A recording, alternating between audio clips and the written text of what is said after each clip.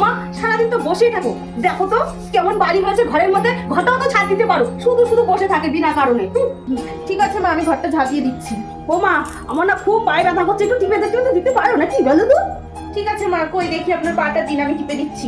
বৌমা যাও ছাদে যাও, জামা কাপড় সব শুকিয়ে গেছে, একটু নিয়ে আসো তো। আর কলে পার না কটা বাসন আছে, সে কটা মেজে দিও। আর পারলে এক কাপ চা করেও নিয়ে এসো, বিকাল তো হয়েই গেছে।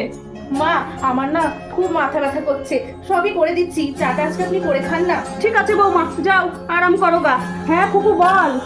ভালো ব্যাঙের ছাতা, ভালো আর কোথায় থাকলাম বল, এই বয়সে চা করে খেতে হয়, আজকে তো চা করে এখন খেলাম। হ্যাঁ দিদি বল কেমন আছিস? আরে আমি ভালো ভালো আর কোথায় বল, তোর মতন কি আমার কপাল, তুই তো খুব ভালো আছিস, তোর ছেলে বউটা কত ভালো, তোকে সব কিছু করে দেয়। আর আমার জানিস তো আজকেও আমি চা করে খেলাম। হ্যালো মা, আর বলো না, তুমি কোথায় বিয়ে দিয়েছো আমাকে? হ্যাঁ এমন সংসারে কেন বিয়ে দিলে? আমার চা করে খেতে হচ্ছে, ছেলের বউ থাকতো আমার চা করে খেতে হয়। খুব মাথা ব্যথা করছে, এক গ্লাস জলই খেয়ে নিয়ে যাই। হ্যাঁ বান্ধবী বল। আর ভালো, আমার কপালটাই খারাপ, এই বয়সে এখন হাত পুড়িয়ে রান্না করে খেতে হয়, আজকে আমি চা করে খেলাম জানিস। বাহ বাহ, এই সংসারে আমি কতগুলো কাজ করি, আর আজকে আপনাকে আমি বললাম একটুখানি চা করে খান, আর আপনি সবাইকে এর মধ্যে জানানো হয়ে গেছে যে আপনি আজকে হাত পুড়িয়ে চা করে খেয়েছেন। সংসারের জন্য বৌমারা যতই কিছু করুক না কেন, একটা কিছু ভুল হলে পুরো তিনটে তাল করে বেড়ায় এই শাশুড়ি দিদি।